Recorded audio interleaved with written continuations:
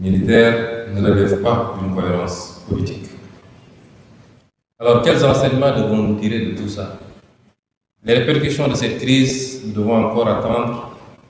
Elles sont déjà extrêmement impactantes dans le mauvais sens. Peut-être au-delà des questions liées aux hydrocarbures et aux énergies, nous devrons nous attendre, surtout pour les pays les moins préparés comme les nôtres, à des répercussions sur les produits alimentaires et sur beaucoup d'autres aspects. Mais tout ceci découle de ce qu'il est convenu d'appeler le piège de Thucydide, que certainement le professeur Boniface connaît mieux que nous.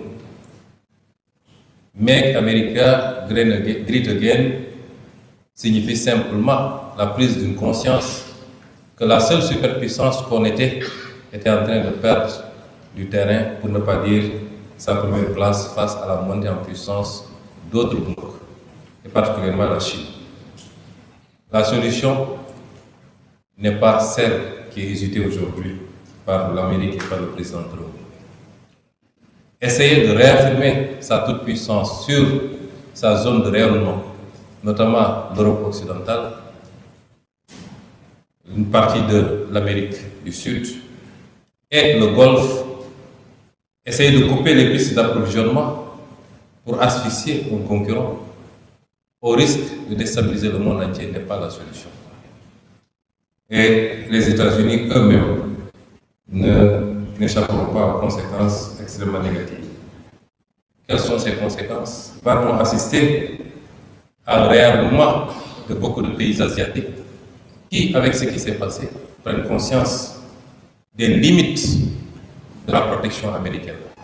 Le Japon, qui abrite la plus grande base militaire américaine dans le monde, la Corée du Sud, puisque les pays du Golfe n'ont pas été suffisamment protégés par les États-Unis, en tout cas, qui n'ont pas pu faire face aux frappes iraniennes. Est-ce que des pays qui ont les capacités de se réarmer, y compris sur le plan nucléaire, vont continuer à confier leur sécurité ou une partie de leur sécurité aux États-Unis d'Amérique face à la montée en puissance de la Chine? C'est une question auxquelles peut-être les chercheurs répondront ou l'histoire à venir. Va-t-on assister à la fin du pétrole-dollar, qui est le système qui a été assis au lendemain de la Deuxième Guerre mondiale, sur la base de l'exploitation des énormes ressources pétrogazières des monarchies du Golfe, mais avec des investissements extrêmement importants et une solidification du dollar comme monnaie d'échange internationale? L'histoire nous l'apprendra très bientôt. Ce que je veux dire par là, c'est que M. Trump a exactement le contraire de ce qu'il cherchait en déclenchant cette guerre. Quelles conséquences ou quels enseignements pour nous Africains? L'Iran vient de nous démontrer, je ne suis pas jugé en bien ou en mal le régime iranien, mais l'Iran nous a démontré que lorsqu'un peuple croit en lui-même, croit à ses capacités, lorsqu'il est convaincu d'être une civilisation forte, ancrée sur des valeurs endogènes, eh bien, ce peuple peut résister à tout. L'Iran vient de nous.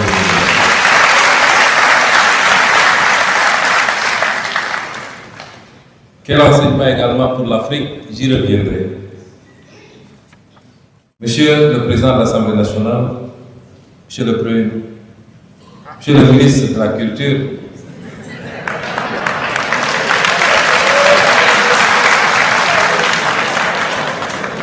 certainement il est pressenti pour être le prochain Premier ministre.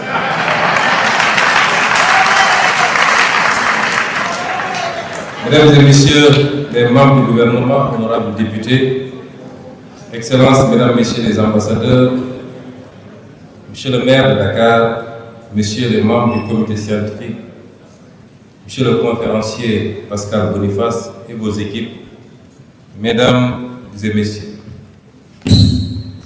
permettez-moi avant toute chose d'adresser mes sincères remerciements au président du comité d'organisation, M. Dambouch, pour la qualité du travail accompli. Organiser une conférence de cette envergure autour d'enjeux aussi structurants pour notre continent demande à la fois rigueur, engagement et sens de la responsabilité collective. Je tiens à saluer cet effort qui rend possible notre rencontre d'aujourd'hui. Je voudrais également exprimer toute ma reconnaissance à M. Pascal Boniface, qui nous fait l'honneur d'animer cette conférence, remercié par la profondeur de ses analyses et la clarté de ses prises de position sur les transformations du système international. Il contribue à éclairer les débats contemporains. Sa présence ici parmi nous, ici à Dakar, donne une portée particulière à nos échanges et enrichit notre réflexion sur les enjeux du monde multipolaire. Mais, à titre préliminaire, je voudrais apporter quelques observations. M. Boniface, des observations, j'avoue, subjectives sur l'ouvrage, sur votre brillant ouvrage. Ousmane Sonko, parmi les 20 personnalités les plus influentes du monde.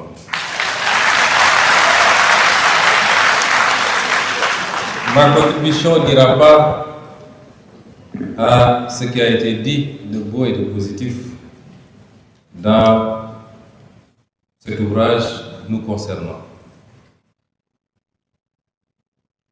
Je voulais vous dire que c'est certainement les plus beaux mots, les plus beaux témoignages qui soient venus, certainement, d'un occidental et vous concernant pour le moment.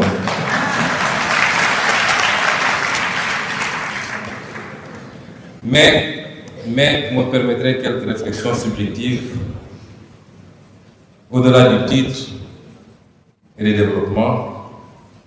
Notre classement parmi les 20 personnalités, et que j'avoue en toute objectivité penser ne pas mériter,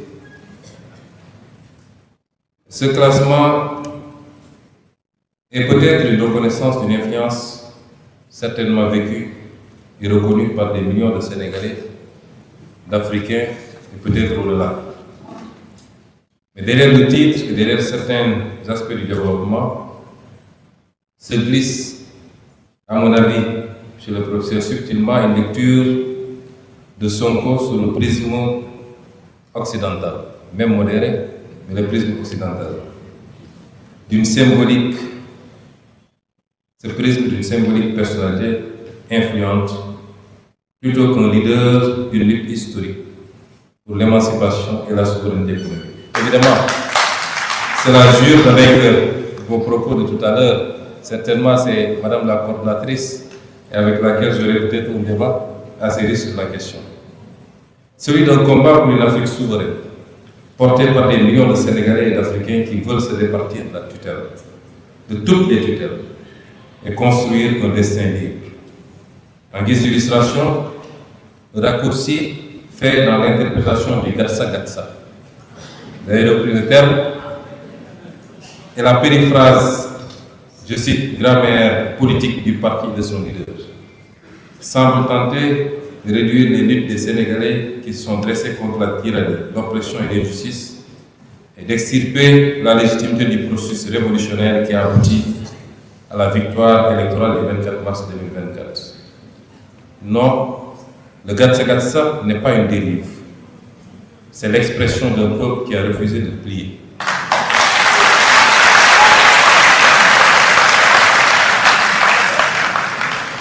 Et le slogan « La patrie ou la mort » n'est pas une menace. C'est l'écho des luttes panafricaines contre l'asservissement. Nous refusons de nous soumettre, que ceux qui veulent entendre, entendent. Les slogans, je vais vous donner comme exemple des slogans de la Révolution française de 1789 à 1799, où, parmi lesquels nous avions vivre libre ou mourir, ou liberté, égalité, fraternité ou la mort, même si au finish, le slogan qui a été le plus emblématique, c'est limité à liberté, égalité et fraternité. Le champ lexical de la violence que certains nous ont collé ne repose sur aucune démonstration factuelle. Il est performatif. Il ne décrit pas, il suggère et insinue. On nous présente ce slogan comme une incitation à la désobéissance, mais refuse de le lier à son héritage panafricain de résistance légitime et universelle. Celui de Kwame Nkrumah, de Thomas Sankara, de Lumumba, de Mamadou Dia, de Charles de Diop, et j'en passe. Et à la détermination et à la fermeté des peuples face à l'injustice. Nous avons été des acteurs politiques les plus pacifiques, ancrant notre action politique sur la réflexion et la production, jusqu'à ce qu'une cabale ait été montée pour nous réduire à néant.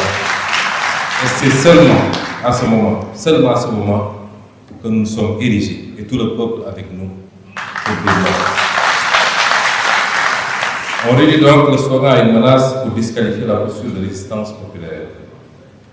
Depuis le titre, entre guillemets, un homme ambivalent, jusqu'à la fin de la section, je cite, l'homme aux multiples visages, on nous impose d'emblée une lecture contradictoire et instable, un procédé sémantique qui, si nous ne connaissions pas vos opinions, vos positions, vos postures courageuses et indépendantes, s'apparenterait à une tentative de dévaloriser la cohérence du projet politique de PASTEF. Et quand Ousmane Sonko s'oppose à la publication d'ouvrages qui instrumentalisent les enjeux d'une région du Sénégal, la mienne notamment, il ne censure pas. Il protège contre les tentatives de fragmentation de l'unité nationale. Le Sénégal est un et individu. L'expression embarque des populistes, on y revient au populisme, autre procédé littéraire qui tente d'invisibiliser la question centrale, celle de la souveraineté du récit historique de notre pays. Et on veut nous imposer une lecture où la liberté académique est absolue, mais où la souveraineté politique est illégitime. Si certains refusent de reconnaître que les peuples africains ont le droit de raconter leur histoire et de définir leur avenir, vous n'êtes pas dans ce schéma puisque vous venez de le répéter. Nous, Sénégalais et Africains, affirmons avec force que le peuple est la seule légitimité et que les peuples africains sont debout pour la souveraineté. Et last but not least, c'est lorsque les Sénégalais qui sont mobilisés sont réduits à des spectateurs qui patientent. L'utilisation de ce terme les dépossède de leur rôle actif dans cette lutte pour la souveraineté. Il n'y a aucune dynamique collective lorsqu'on lit cette partie du texte, comme pour éloigner toute proximité de Sonko avec le peuple qui est effacé au profit d'une narration centrée sur le jugement extérieur du leader. Le leader que l'on veut pourtant présenter comme une personnalité influente. Au-delà de l'insigne honneur qui m'est fait d'être cité dans ce prestigieux et sélectif classement, je tenais à vous partager ces quelques notes critiques par anticipation de certains de vos développements sur notre modeste personne et notre combat politique, que je veux positivement m'expliquer par le biais du regard externe, éloigné, périphérique. Tous ici l'ignorent certainement, nous n'avons jamais eu de contact, M. Boniface et moi. Nous nous voyons et nous parlons pour la première fois aujourd'hui.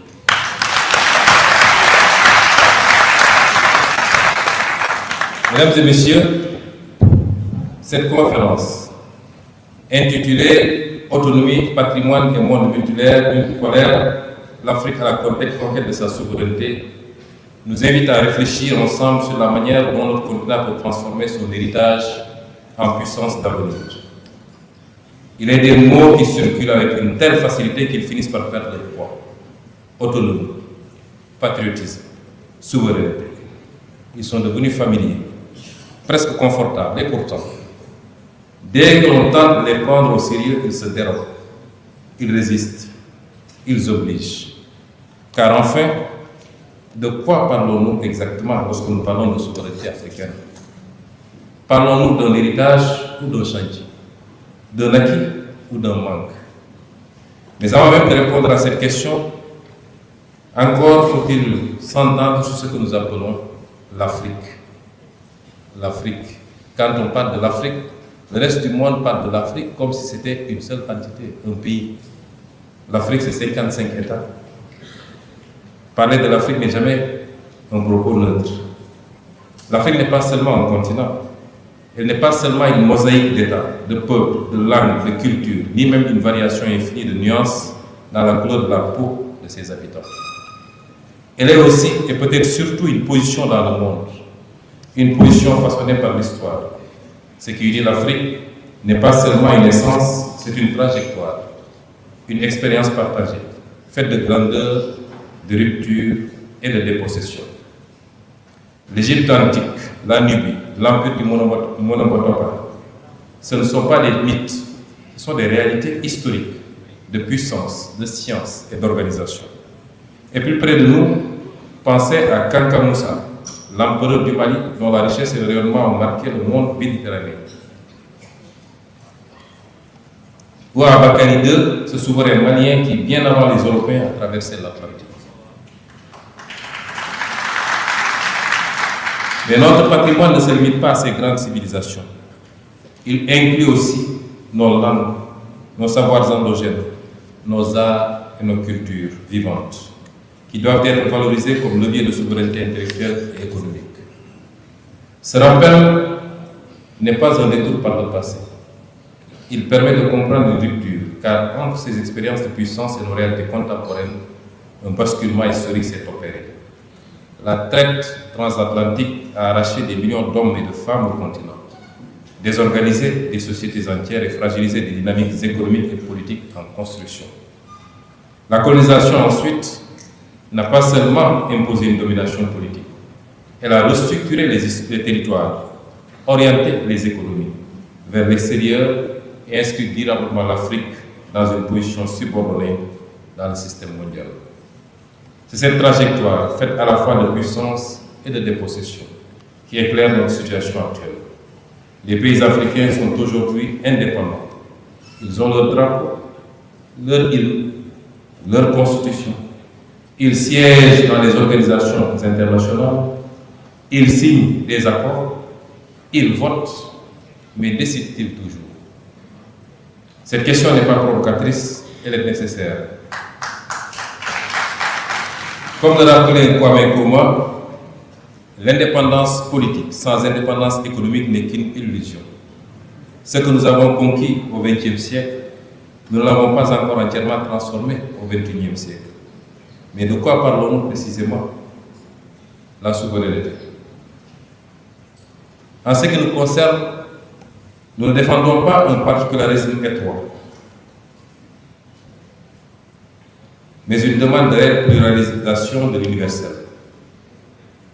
Nous ne récusons pas l'universel, mais nous contestons sa captation par quelques puissances ou quelques centres moraux qui parlent comme si leur propre trajectoire historique était la mesure de toute civilisation.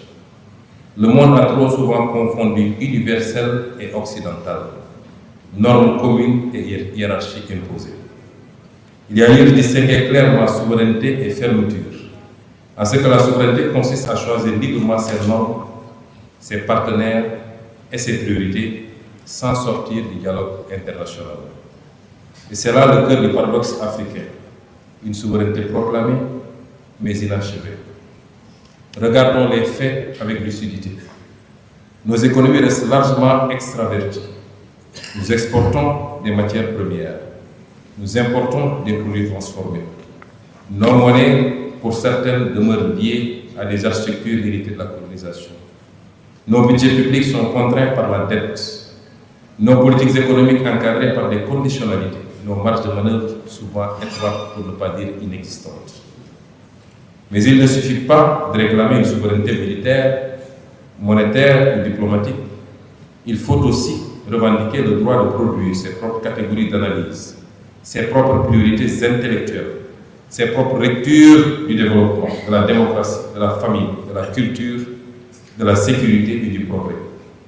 Les pays africains ont trop longtemps été parlés par d'autres avant de se parler eux-mêmes.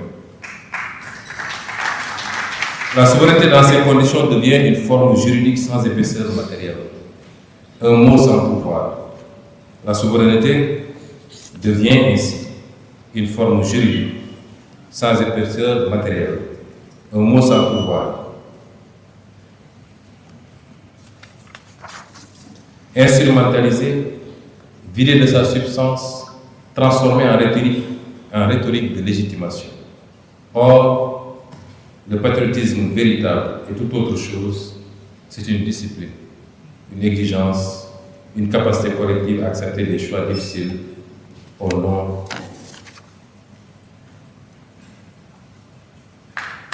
une forme juridique sans épaisseur matérielle, un mot sans pouvoir. Dans ces conditions, elle devient une forme